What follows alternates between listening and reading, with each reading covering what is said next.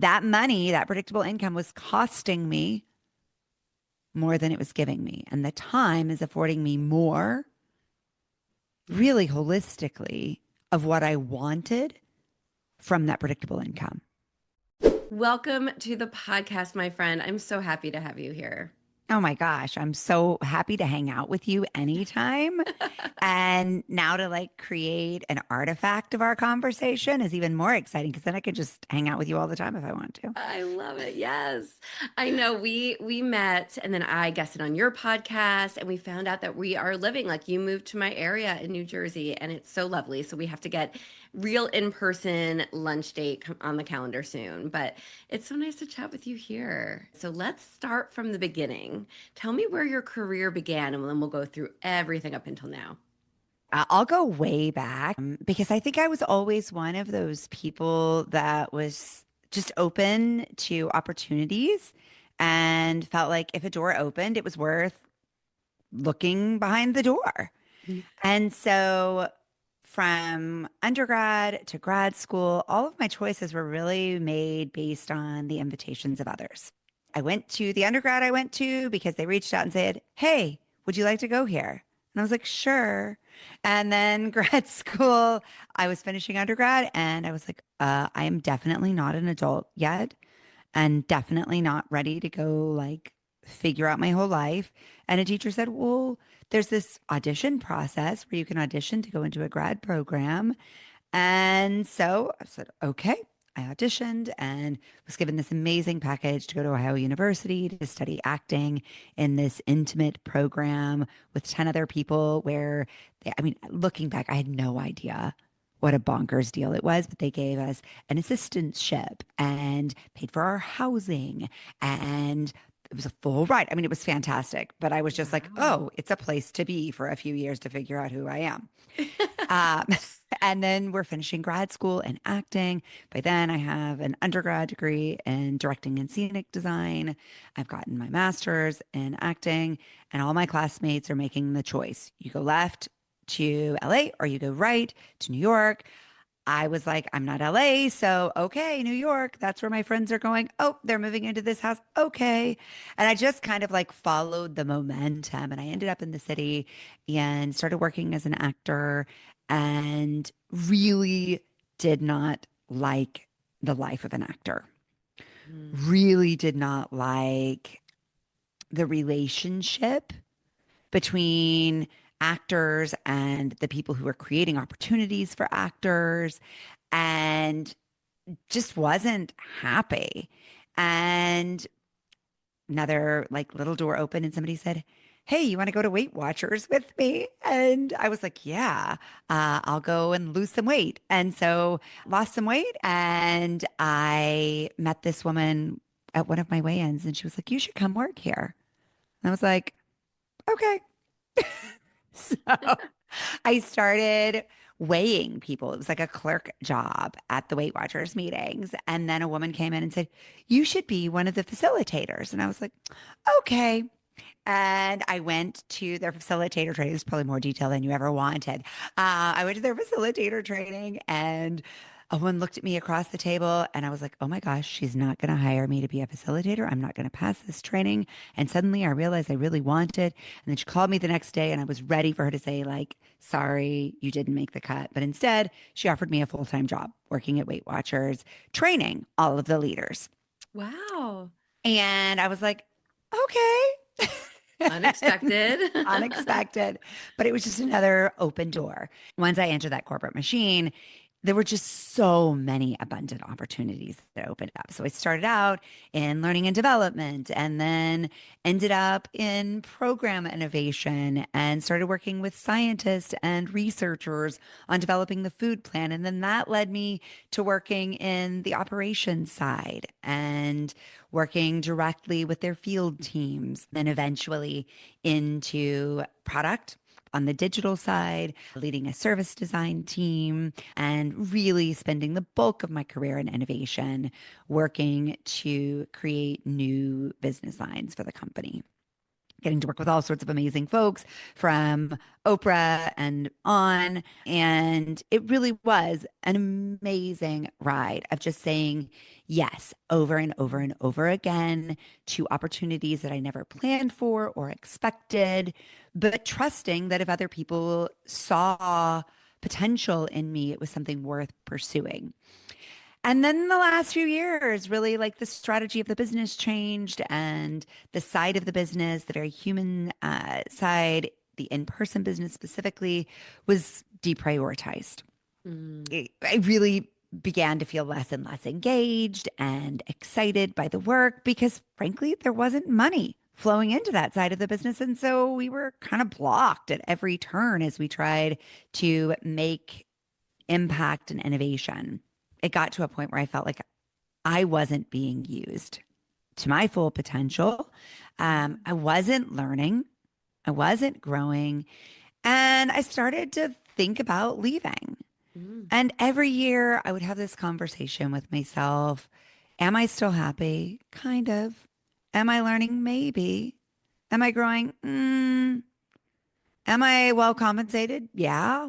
Are my needs met socially? It was like looking at all these different domains and factors and realizing I was pretty happy and I had no proof that on the outside I would be any happier. So I set a deadline for myself. I would leave my job March 1st without a net and I would just go and figure it out. And I didn't do anything on March 1st. Oh no. But As then often luckily, happens. That as often. often happens, luckily March 3rd, I got a call from HR and I was laid off. And so I got to leave the nest. And I think so often we underestimate the power of a little nudge out of our nest. I got to leave the nest with a nudge and with a little bit of a safety net. I got support from the organization. I'd been doing a lot of work in coaching and had spent at that point almost 15 years working with behavior change scientists and developing plans and programs that were based in sound science. And I was really interested in getting my coaching certification. So they sponsored that for me. And every time I was asked these questions about my future self, I knew all I wanted to do in the world was coach Mm. and that my gift and my highest purpose was in deep listening and seeing the patterns in people's words, thoughts, and actions, and helping them see them through both inquiry and experimentation. So I understood very clearly what I had to offer the world, and I was doing it in my work and at Weight Watchers. I just wasn't doing it all the time. I didn't feel unleashed. Mm. And so I set a deadline for myself. I would leave my job March 1st without a net, and I would just go and figure it out. And I didn't do anything on March 1st. Oh no. But As then often luckily, happens. That as often. often happens, luckily March 3rd, I got a call from HR and I was laid off. And so I got to leave the nest. And I think so often we underestimate the power of a little nudge out of our nest. I got to leave the nest with a nudge and with a little bit of a safety net. I had a few Mm. months to figure things out with the benefit of a severance package. And so I like had a good cry, took my kids to get ice cream, simultaneously felt utterly terrified and exhilarated and full of possibility and potential and optimism and fear. I mean, it was like all of it at once. And you know Yeah. this, I know from your journey so well. And then I started, of course, calling everyone I know because our networks are everything.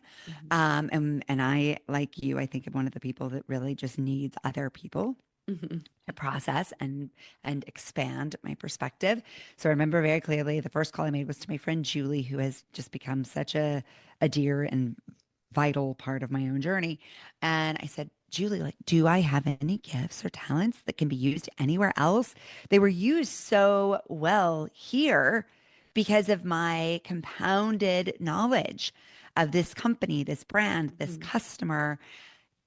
does that mean anything in the outside world? And she helped me just start to like walk my way through LinkedIn and start to realize very quickly that if I wanted a corporate role, there was a whole field available to me and all of my experience would be useful there. But then I also realized that's not what I wanted. But it was really an important step in the process to realize that if I did want this, I could go that direction.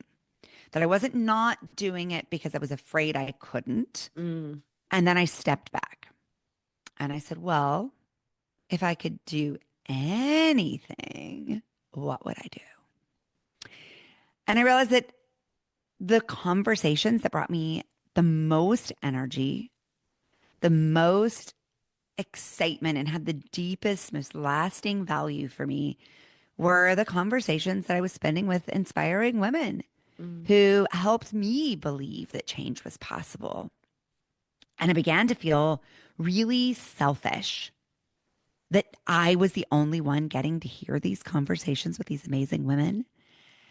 And so, really, the cornerstone of what has been this next chapter was how do I take this thing that has been so valuable to me, give myself more of it, and find a way to give it to others at the same time? Mm. And so, what emerged was the Uplifters, and it is a podcast, a community, a platform, all based for me in my mission, which is to amplify the good in the world. Because a big part of what I've seen, and I assume you have too, is that there's so many bright lights. There's so many people who really care about having a positive impact and being of service and bringing others along. And yet we all have these little lights that are kind of shining off into different directions. And all of us with these little lights can feel kind of lonely and unsupported in our light shining. And so my vision, my belief is that what we need is one another and that we gain hope. We gain what I call courage capital, which we can talk about if you want, um, through connecting with others' stories. And so I share the stories of these people who are shining bright lights so that they can see one another. They can receive support and encouragement and new ideas and inspiration from one another. And so that they can shine their light even brighter. So it's really been the greatest joy of my life. And it's like, I look back now and I'm like, I, I was the only one who could do this the way I do it. Now I get to help others look at their lives and say, what has your life prepared you for that only you can do? It's so beautiful. You're right.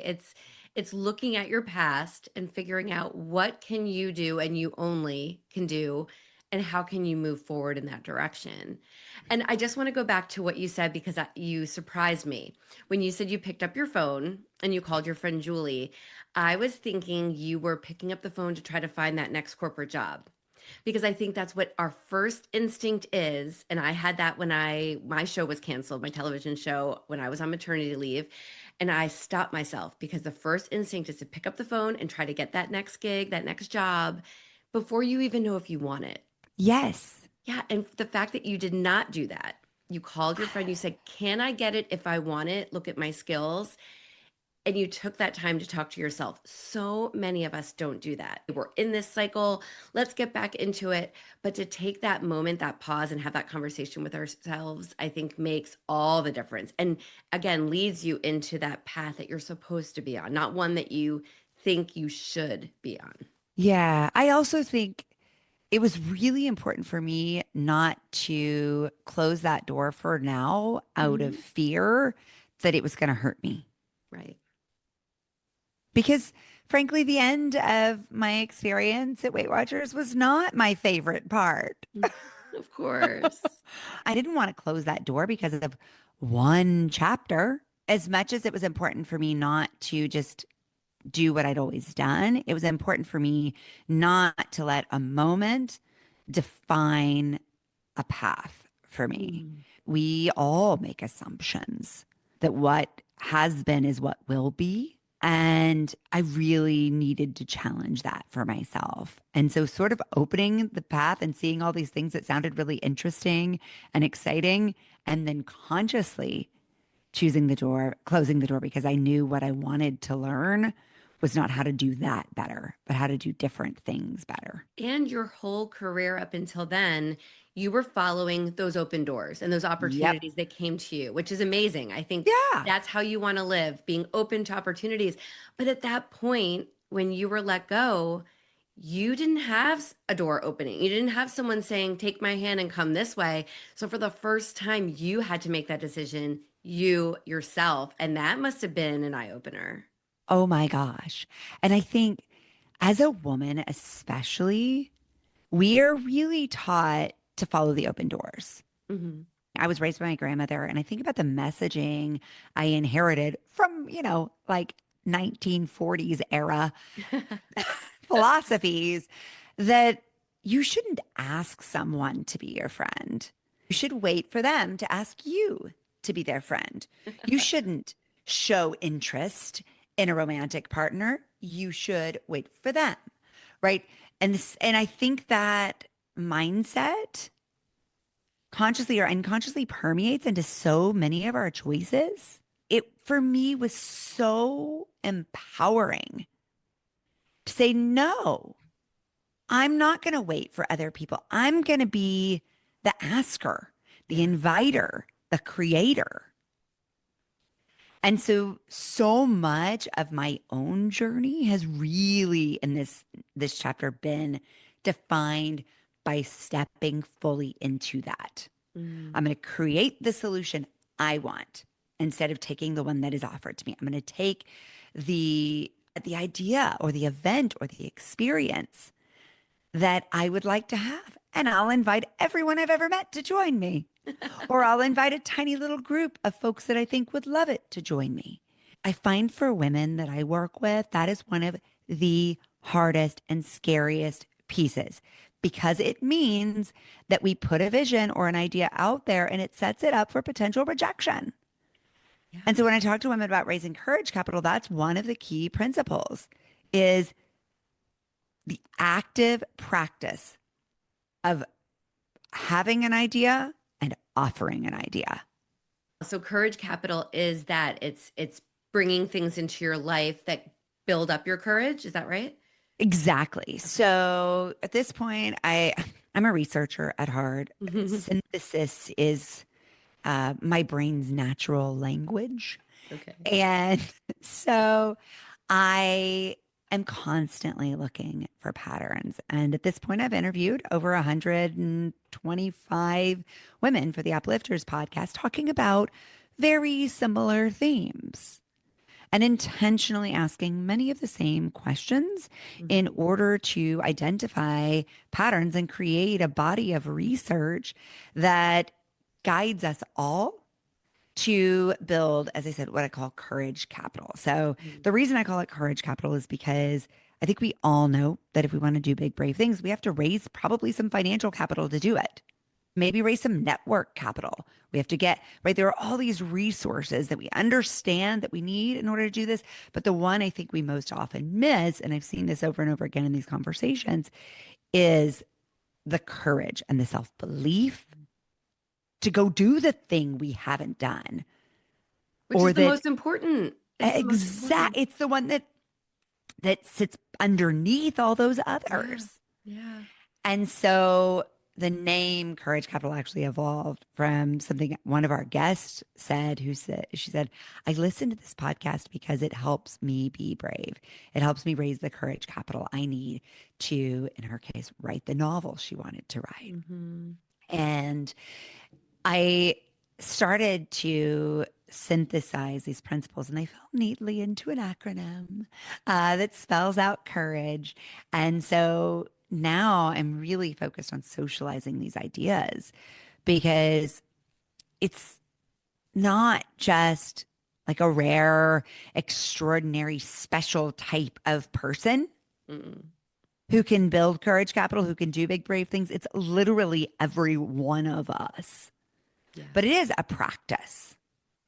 It is an act of doing not of just thinking about it or Hmm. hoping to do it or wishing we had resources that aren't available to us, more money, more network, more time, more ideas, right? Like we have everything we need.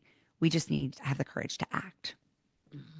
Yes. And you followed that, whether or not you feel like you have all the courage in the world, which I'm sure you don't, but you needed to follow your whatever courage you had inside of you to create Uplifters and to say, I'm going to create this podcast, create this community, record these stories, write these books, do what I want to do in this next act of my life. And I'm going to do it with the courage I have now and then keep going.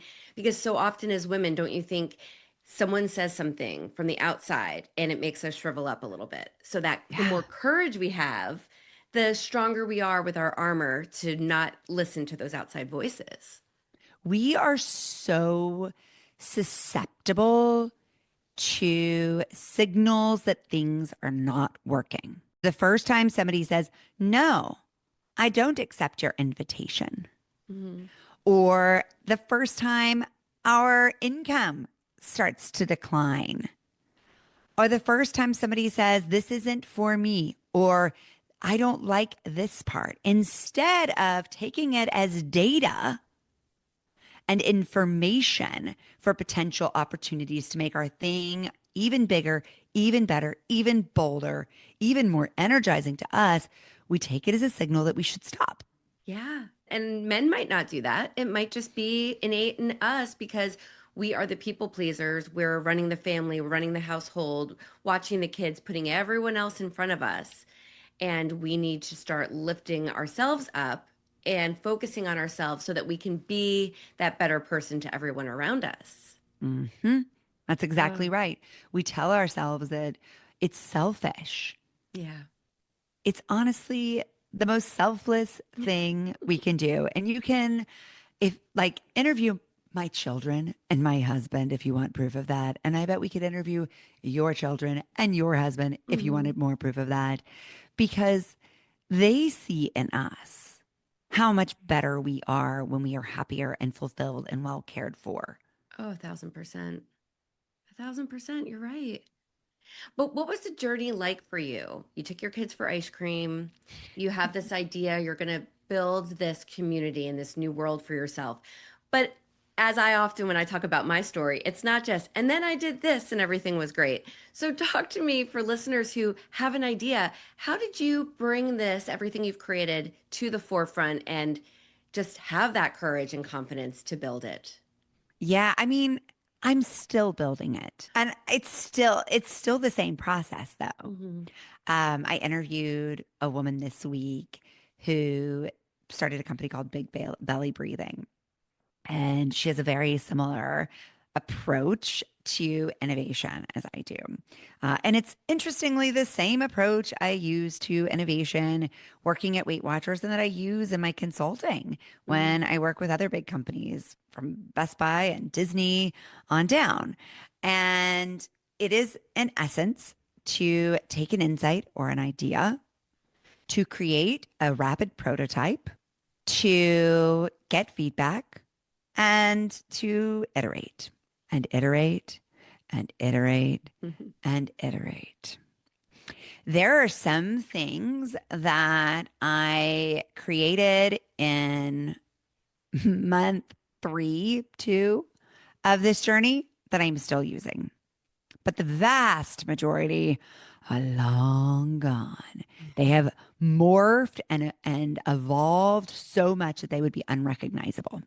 What has stayed the same is probably a really good lesson and one I haven't thought about in this way before. But the things that have stayed the same all have to do around my personal identity, which, you know, I felt like was a really important place for me to begin with sort of brand identity for the message and the mission, because I knew I'd be living with it. This concept of lifting and rising has stayed very true throughout all of this, because I knew that if you ask 1,000 people what they thought of me they would say, she's encouraging, she's uplifting, right? and Good. Yeah. and I had that data from my career. So I knew that was probably a pretty true place to begin. I knew it was aligned with my values, with how I was impactful. And so that sort of essence of this story has stayed true, but how it's executed, who it helps, has just gotten increasingly clearer every step of the way. I started convening groups of women to talk about sort of second half of life and how to find purpose and fulfillment across generations. And so I really have always loved this idea of multi-generational conversations. And it's something still very much embedded in my work, though less of a focus. And so the places I found the most engagement are Substack and my podcast.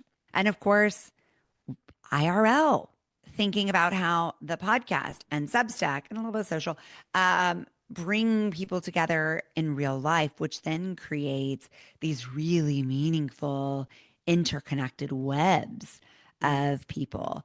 And so that's really been the journey. Just iterate, learn, synthesize, try again. I think that's so great because you are reaching people where they are. Some people listen to podcasts, some people read, some people are only scrolling on social. You also have done live events as well, where you're really creating Mhm. that. Will there be more live events in the future? Yes, absolutely. I love them. They are my heart. They fuel Mm. me. Yes. Um, and I'll be really honest. The thing I love about them is creating them. I love imagining them. I love thinking about how we can use them to bring the most value to the participants. I love designing the experience. I love picking out my outfit for the experience. I love thinking about the plates we're going to eat off, the food we're going to eat. Mhm. Like, I love Yeah. the experience design. It's Oh, what I do. yeah. I love even some of the outreach, Mm. but I've also found that sending out 1,000 one-on-one invitations to find the 100 people who want to attend just feels taxing. Mm. Yeah. And so I over the last couple of months, I've really been thinking about because and I think maybe this is a big lesson for anybody launching anything who might not be thinking about this. So much of what this journey has taught me is to look for friction and address it head on. If getting 1,000 people to every event or 100 people or capacity at every event took zero energy, I would do an event every day. But it doesn't. It takes a lot of investment and a lot of reward comes from it. So I don't want to shortchange this, but I also recognize the friction of it, that it's getting in the way of me doing more of what I really love. And so one way to do that, of course, is to hire a marketing agency. Mm. Um, and that's a possibility, but I still really love that one-on-one connection. Um, and while I do think it's important to build an audience for what you want to offer and get out there in growth mode and connect with a lot of folks and, run the occasional social ad and do the things one needs to do in order to find the people who are looking for the support that you're offering. I also think that more and more of us, going back to this idea of multiple points of light, more and more of us don't want to do it alone. Mm. True. We want to collaborate, we want to co create. We Hmm. want partnership. And so more and more, I'm reaching out to people that I really believe in their work Hmm. and really admire their work and saying, you are connected with this amazing community. I'm connected with this amazing community. I want them to know you. And I want to see if what we're doing can be of support to them. And so let's make something together. Yeah. And so my new sort of emerging strategy is to create lots more events in collaboration. Uplifters Live next year will probably be in collaboration with the nonprofit that I sit on the board of, A26 NYC, which champions writing skills for students of all economic access and need sets. But my next retreat, I hope to partner with someone else who is in a similar space or community to create something really beautiful because I'm really good at creating retreats I and I bet. know how to do it. And I have a lot of confidence there. But I also don't want to be on my own to Right. find the people who need to be there. You're building something so beautiful, something so perfect for you and your personality and your skill set and your talents for this chapter of your life, for this act. And it's so nice to see. I'd love to ask you some advice for people who are thinking about starting over. And right now, with the way the economy is and the workforce and the amount of layoffs that we're hearing about, there's a lot of people who are where you were a few years ago getting that layoff, finding out that they only have so many months of severance and they have to figure out what to do next. So what would your advice be for someone who is thinking about a second act and starting over and taking their Mm. experience and skills with them to create something new? I'm trying to challenge myself as I answer it to give answers that don't just reinforce what we already know, which is to slow down and take a breath, as we talked about, and ask yourself what you really want. And more than that, to ask yourself what you don't already know and might want to learn. So most of the time, we feel stuck because we have stopped learning. So, really starting with that learner brain, and it doesn't even have to be relevant to anything. It doesn't have to feel like important or like it's advancing your skill set or optimizing you for the market, right? I really believe just learning and Yeah. putting yourself in uncomfortable situations is the most valuable thing we can do. So, if you're the kind of person who hates being IRL with other people and are so comfortable on Zoom, go hang out with some people IRL. Something that challenges you. Right. So that's where I would begin is like instead of outcome oriented, really focusing on taking that moment for yourself to reinvest in yourself. And I think one of the easiest and most accessible ways we can do that, and it's a resource that is available for basically free and is so well vetted and tested, is the artist's way. You can journal yourself into a bonkers level of self-awareness and understanding for like 10.95 or something on Amazon. And it's so simple and so straightforward. And I think I've watched it be so powerful for so many people. And of course, podcasts are free. Listen to podcasts like this one or the Uplifters and like hear different perspectives because most of the time, especially when I'm working with career pivoters, I find that they're walking in to the next journey with a fairly narrow reference point. Mm. They're like, well, Jane from my company left and went over to this adjacent company that was slightly non-compete. And and so we go down that path. And what we need to do, I think, is consciously remove some of the stress from our minds and expand our perspective. And so that's where I think story becomes so powerful. When I binge on the stories of different ways people do this, I start to take little nuggets from each one.